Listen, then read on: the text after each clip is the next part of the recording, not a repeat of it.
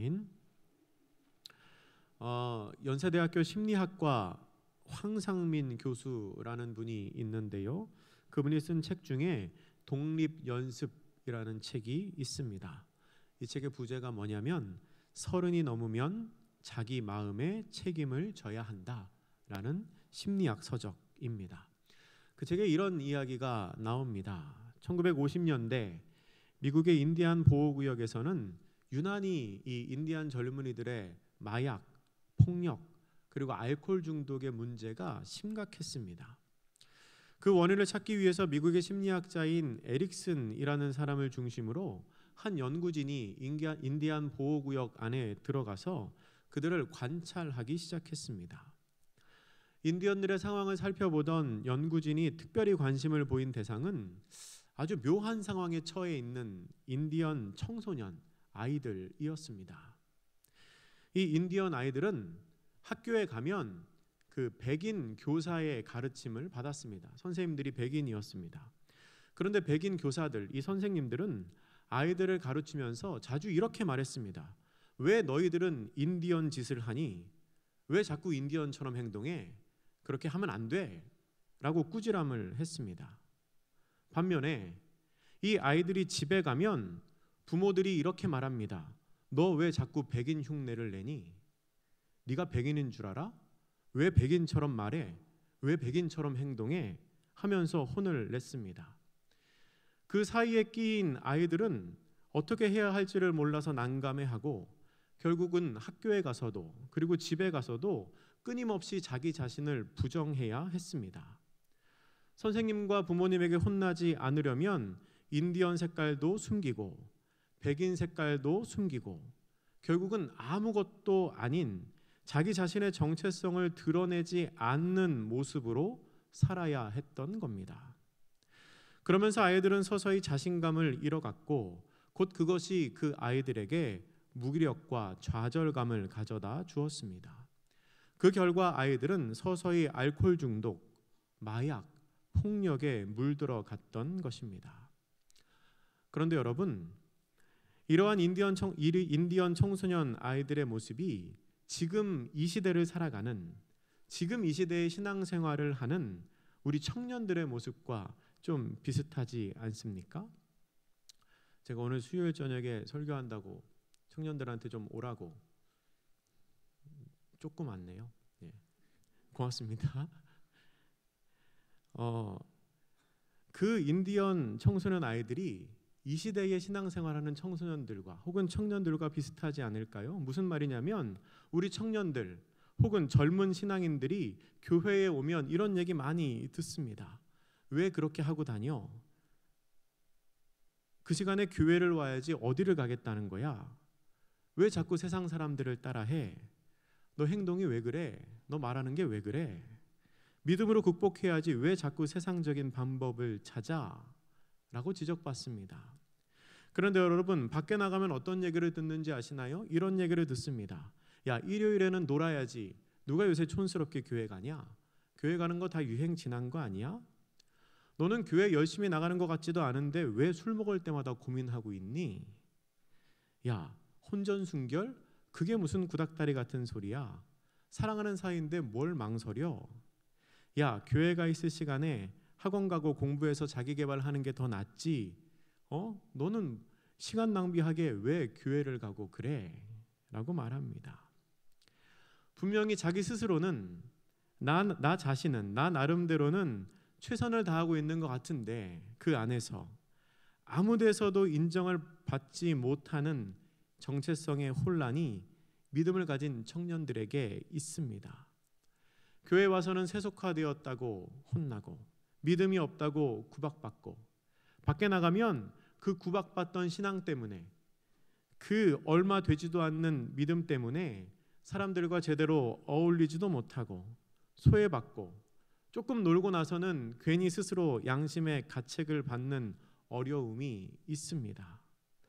우리 시대 예수 믿는 젊은이들에게 이 1950년대 인디언 보호구역에 있던 인디언 아이들과 비슷한 고민이 어려움이 있는 것입니다. 그런데요, 여러분, 이게 과연 청년들만의 문제일까요? 여러분은 어떠십니까? 여러분은 어떠신가요? 여러분은 신앙생활과 사회생활 사이에서 오는 정체성의 혼란을 다 해결하셨나요? 어느 쪽에 있든지 흔들리지 않고 중심을 잡고 잘 살아가고 계십니까? 혹시 해결한 것이 아니라 그냥 그 상황에 익숙해지신 것은 아닌가요? 교회 안과 교회 밖에서의 서로 다른 나의 모습이 그냥 몸에 익어서 그냥 지금은 너무 익숙해져서 아무런 불편함 없이 살아가고 계시지는 않습니까? 실제로 있었던 일입니다. 사업을 크게 하시는 어떤 장로님이 목사님하고 이 부교역자들 식사 대접한다고 자기가 잘 가는 단골 일식집으로 이 교역자들을 데리고 갔습니다. 이 장로님이 그 식당 사장님하고 잘 아는 사이여서 특별한 메뉴를 주문하지 않고 그 사장님이 뭘 드릴까요? 그랬더니 그냥 늘 먹던 걸로 잘 해주세요 라고 이야기를 했습니다. 그러니까 사장님이 예, 그러면 늘 드리던 대로 드리겠습니다 하고 갔습니다.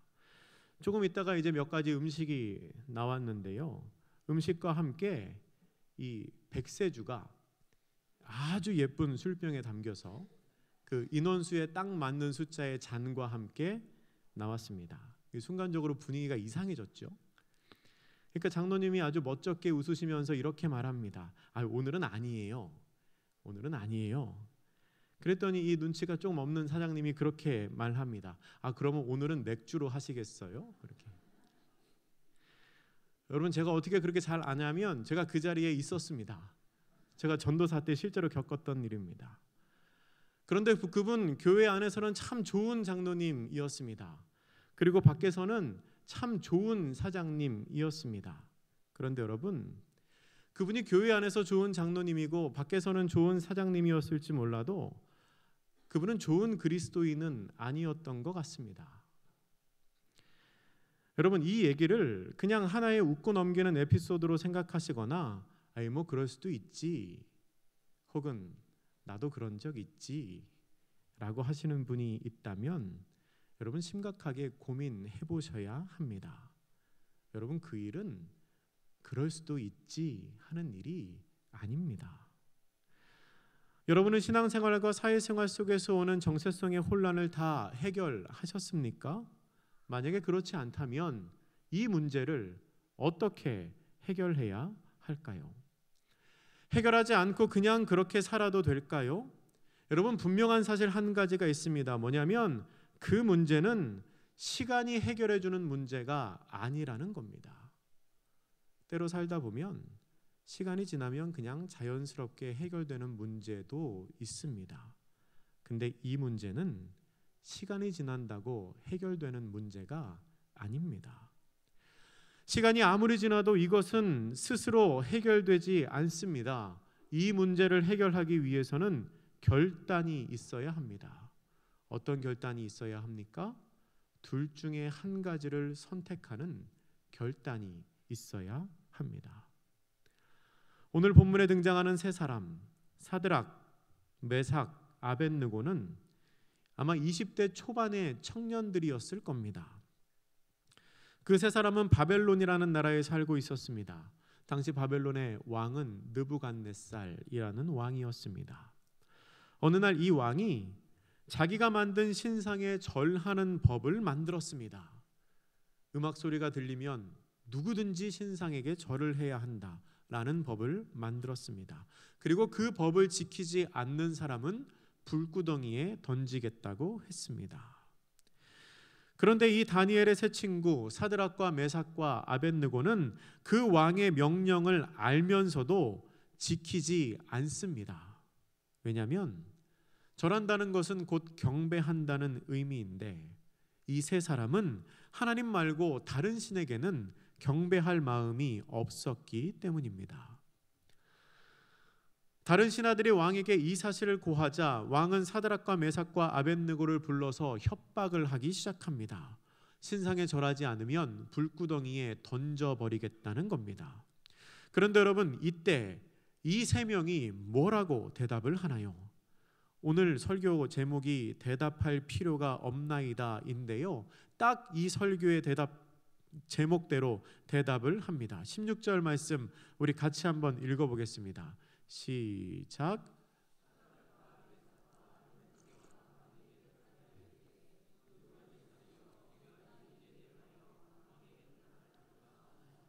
아멘. 왕이여, 우리가 이 일에 대해서는 왕에게 대답할 필요가 없습니다 라고 말합니다. 여러분, 이게 무슨 뜻입니까? 두 번 말할 것도 없다는 겁니다. 신상에게 절할 일은 절대로 없을 테니까 다시는 말도 꺼내지 말라는 겁니다. 참 대단한 패기이지요. 그들은 자신들의 목숨이 달린 일임에도 불구하고 자기들이 스스로 생각하기에 옳다고 생각하는 것에 대해서 전혀 주저함 없이, 전혀 두려움 없이 말합니다. 이어지는 대답은 또 어떻습니까? 본문의 17절 18절 한 번 더 같이 읽겠습니다. 시작. 왕이여, 우리가 섬기는 하나님이 계시다면 우리를 맹렬히 타는 풀무불 가운데서 능히 건져내시겠고 왕의 손에서도 건져내시이다. 그렇게 하지 아니하실지라도 왕이여, 우리가 왕의 신들을 섬기지도 아니하고 왕이 세우신 금신상에게 절하지도 아니할 줄을 아옵소서. 아멘. 그들은 말합니다. 우리 하나님이 계시다면 우리를 건져주실 것을 믿습니다. 그런데 그렇게 하지 아니하실지라도 우리는 금신상에게 절하지 않겠습니다 라고 말합니다. 여러분, 우리는 그들의 대답을 잘 생각해 볼 필요가 있습니다. 그들은 이렇게 말합니다. 하나님이 우리를 구하실 것입니다. 그런데 그렇게 하시지 않아도 나는 절하지 않을 겁니다. 줄여서 말하면 이렇게 되겠지요. 하나님이 구하시든지 구하시지 않던지 상관없이 나는 절하지 않을 겁니다. 여러분, 그들의 믿음은 하나님과 주고받을 게 있기 때문에 믿는 믿음이 아니었습니다. 다시 말하면 그들의 믿음은 내가 이렇게 하면 하나님이 이렇게 해주시겠지 하는 걸 기대하는 믿음이 아니었습니다. 또한 하나님이 나한테 이렇게 하셨으니까 내가 하나님께 이렇게 해야지 하는 믿음도 아니었습니다. 뭘 기대하고서 믿는 믿음도 아니고 뭘 받았기 때문에 믿는 믿음도 아니기 때문에 그냥 믿는 겁니다. 그냥 하나님이니까 믿는 겁니다.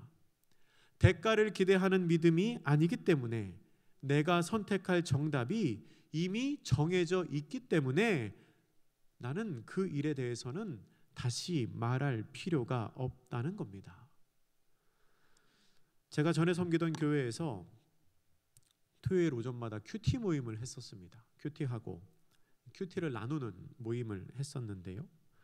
어떤 집사님이 그런 말씀을 하셨습니다. 그 집사님이 자기 자녀들한테 뭐라고 말하냐면 늘 기도하고 늘 감사하고 착하게 살아라. 손해보면서 살아라. 그렇게 하면 하나님이 너희들 도와주실 거고 하나님이 너희들에게 복 주실 거다 라고 말한다는 이야기를 했습니다. 그래서 제가 그 얘기를 듣고 그분에게 이렇게 말을 했습니다. 그분을 무안하게 하려고 했던 말은 아니고요. 그분의 말도 이제 맞는 말이니까 다 듣고 그냥 평소에 제가 생각하고 있던 바를 말한 겁니다. 제가 이렇게 말했습니다. 기도하고 감사함으로 복 받는 거 좋습니다. 그런데 저는 그렇게 생각합니다. 제 사역의 목표는 그렇게 복 받지 않아도 하나님께서 도와주시지 않아도 하나님께서 기도에 응답하시지 않아도 하나님을 떠나지 않는 신앙인들을 만드는 게 제 사역의 목표입니다. 그렇게 받는 거 하나 없어도 하나님이 하나님이시기 때문에 하나님을 사랑하는 교인들이 많아지면 너무 감사할 것 같습니다 라고 말했습니다. 여러분, 우리가 하나님을 믿을 때 대가를 기대하는 믿음으로 하나님을 바라본다면 하나님보다 더 좋게 보이는 것이 생길 때 우리의 마음을 빼앗길 수밖에 없습니다. 하나님께서 나에게 주시는 대가가 이만큼인데 세상이 나에게 줄 수 있는 게 더 크게 보인다면 우리는 세상을 따라갈 수밖에 없습니다. 그러나 오늘 본문에 나오는 이 세 친구들의 믿음은 그렇지가 않습니다. 그들의 믿음은 주어지는 어떠한 대가 때문이 아니라 그냥 하나님이시기 때문에 믿는 믿음입니다. 그렇기 때문에 조건을 들을 필요가 없는 겁니다. 같은 질문에 대해서 두 번 대답할 필요가 없는 겁니다. 왜냐하면 조건이 바뀐다고 해서 내 대답이 바뀌는 게 아니기 때문에 그렇습니다. 그들의 관심은 오로지 주님을 향해 있었습니다. 그들은 나의 행동이 아니라 하나님을 믿었습니다. 내가 어떻게 행동할 때 하나님께서 어떻게 반응할 것이라는 걸 믿는 게 아니라 그냥 하나님이 하나님이시기 때문에 그냥 그분을 믿었습니다. 나의 옳은 행위 때문에 믿는 것도 아니고 하나님께서 내게 하실 일 때문에 혹은 앞으로 나에게 베풀어 주실 무엇 때문에 믿는 것도 아니고 그냥 하나님이 하나님이시니까 믿는 겁니다. 그리고 그렇게 믿으니까 이 바벨론이라는 대제국 속에서도 자신들의 목숨이 경각에 달린 그 상황에서도 하나님을 믿는 사람으로서의 정체성을 잃지 않을 수 있었던 것입니다. 그렇다면 우리가 그렇게 하나님을 믿는 사람으로서의 정체성을 잃지 않기 위해서 어떻게 해야 할까요? 두 가지로 생각해 보겠습니다. 먼저 우리는 하나님 한 분만을 바라보는 삶을 살아야 합니다. 본문의 17절 말씀을 우리 다시 한번 같이 읽어보겠습니다. 시작. 왕이여 우리가 섬기는 하나님이 계시다면 우리를 맹렬히 타는 불뭇불 가운데에서 능히 건져내시겠고 왕의 손에서도 건져내시리이다. 아멘. 그들은 그 상황에서도 하나님만 바라봅니다. 하나님이 계시기에 풀무불도 문제가 안 됩니다. 아무리 내 앞에 있는 사람이 왕이라도 그게 문제가 안 됩니다. 지금 당장 내 눈앞에 있는 것은 풀무불이고 왕입니다. 그들도 풀무불이 뜨겁다는 거 압니다. 왕에게 자신의 목숨을 빼앗아갈 능력이 있다는 것도 압니다. 그러나 지금 그들은 그것을 주목하지 않습니다. 왜냐하면 그 세 친구가 주목하고 의식하는 것은 오직 하나님 한 분이시기 때문입니다. 그들은 믿음의 확신이 있었습니다. 하나님이 하시면 불 속에서도 왕의 손에서도 자신들을 건져내는 것이 전혀 문제가 되지 않는다는 것을 알고 있었습니다. 어떤 분은 이 본문 17절 말씀에 나오는 하나님이 계시다면 이라는 말에서 이 계시다면 이라는 말을 조금 마음에 거슬려 하십니다. 하나님 당연히 계신 분인데 계시다면 이라고 가정법으로 표현한 게 좀 믿음이 없어 보이기 때문에 그렇게 말씀하시는 것 같습니다. 저도 처음에 말씀을 볼 때 그런 생각이 들었습니다. 계시다면이 뭐야? 그 얘기는 하지 말지. 그런 생각 들었습니다. 그런데 말씀을 계속 읽다 보니까 이게 참 정말 대단한 믿음의 고백이구나라는 생각이 들었습니다. 여러분, 그 말은 다시 생각해 보면 그야말로 있든지 없든지 상관없이 믿는다는 믿음 아니겠습니까?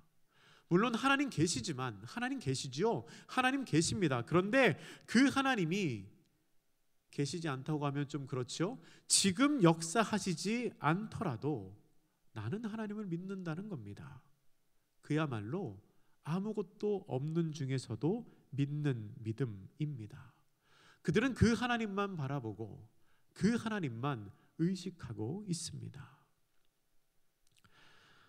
리처드 필립스라는 사람이 쓴 남자의 소명이라는 책에 나오는 이야기입니다. 어떤 재능이 뛰어난 젊은 피아니스트가 콘서트 연주를 하고 있습니다. 그의 연주는 굉장히 훌륭했습니다. 그가 연주를 다 마치고 무대에서 내려가니까 청중들이 환호를 하기 시작합니다. 사회자는 커튼 뒤에 가서 앉아있는 그 피아니스트에게 가서 이렇게 말했습니다. 사람들이 저렇게 환호하고 저렇게 박수를 치니까 어서 나가서 앵콜 곡을 연주하라고. 사람들이 당신을 기다리고 있으니까 빨리 나가서 앵콜에 화답하라고 이야기를 했습니다.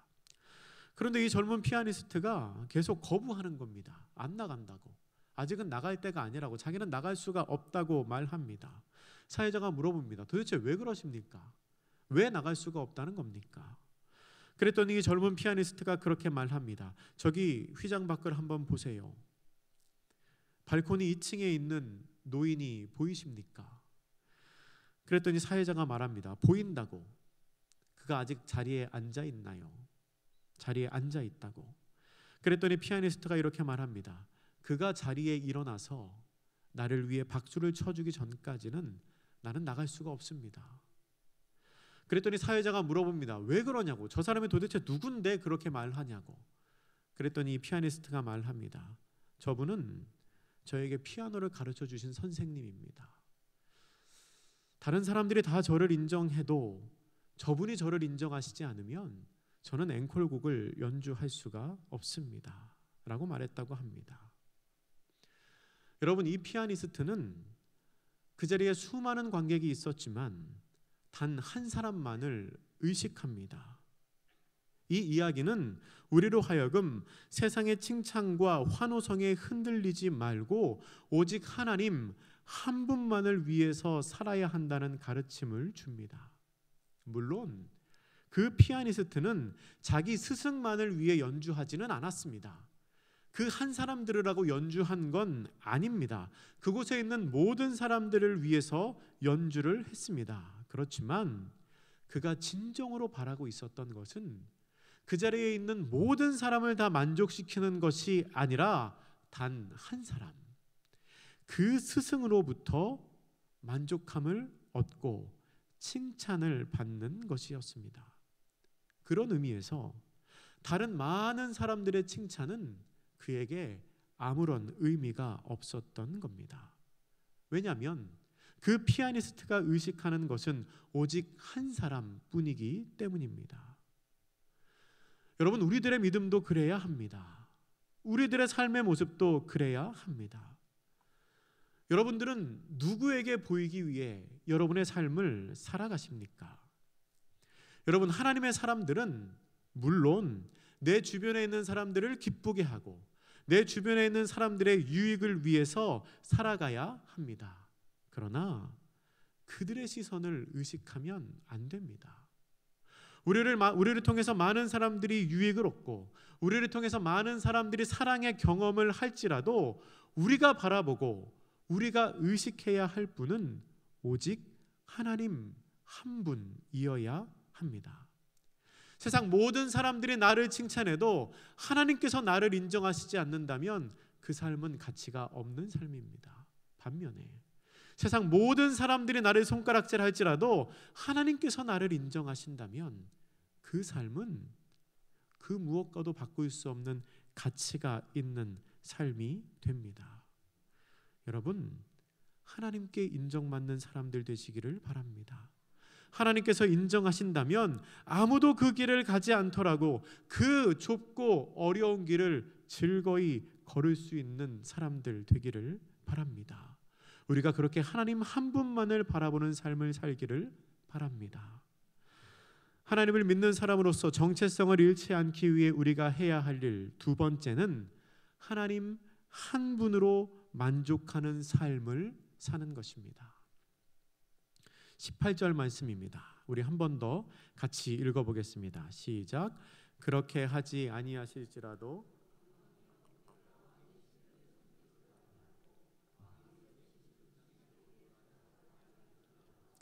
아멘.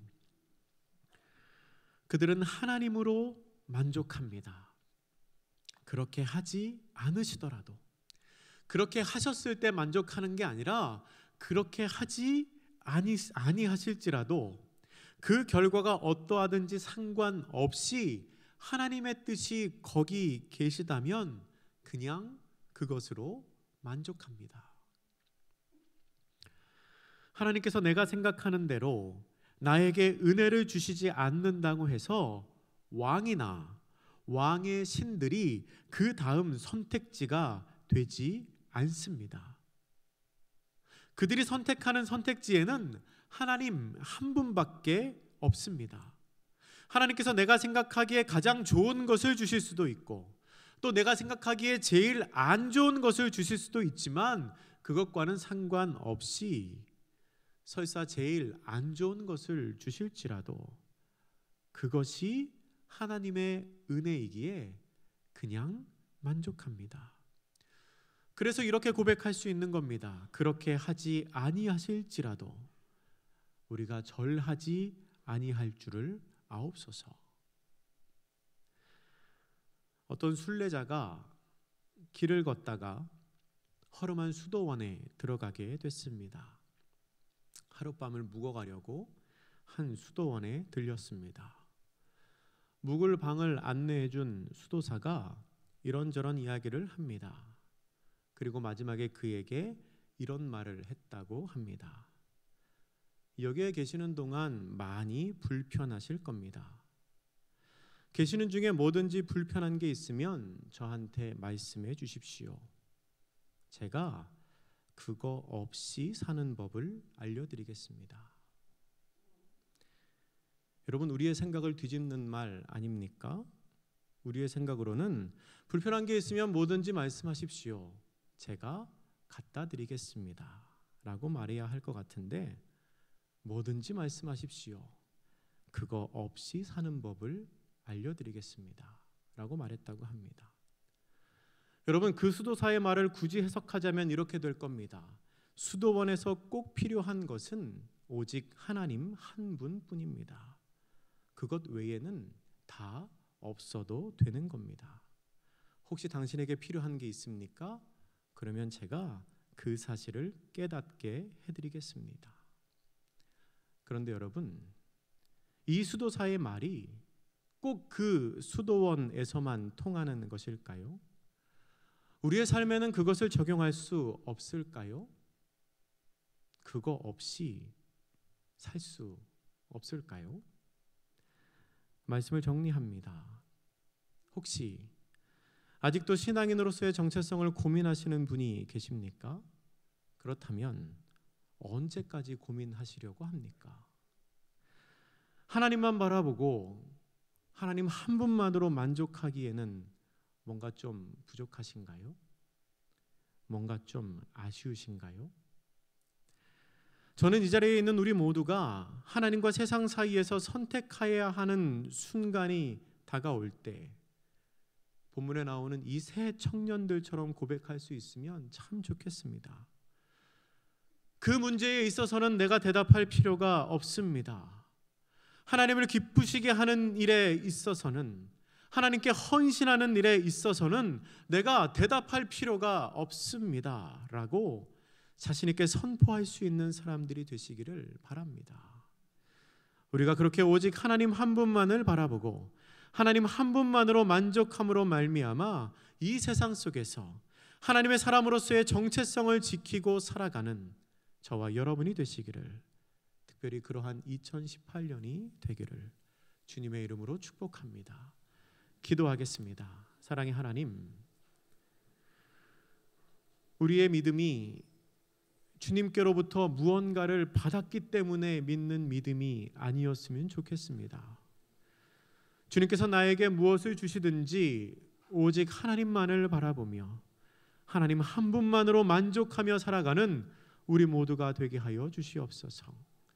악하고 유혹이 많은 이 세상 속에서 하나님의 사람으로서의 정체성을 잃지 않고 살아가는 우리 모두가 될 수 있도록 주님, 저희의 삶에 지혜와 용기와 결단할 수 있는 은혜를 허락하여 주옵소서.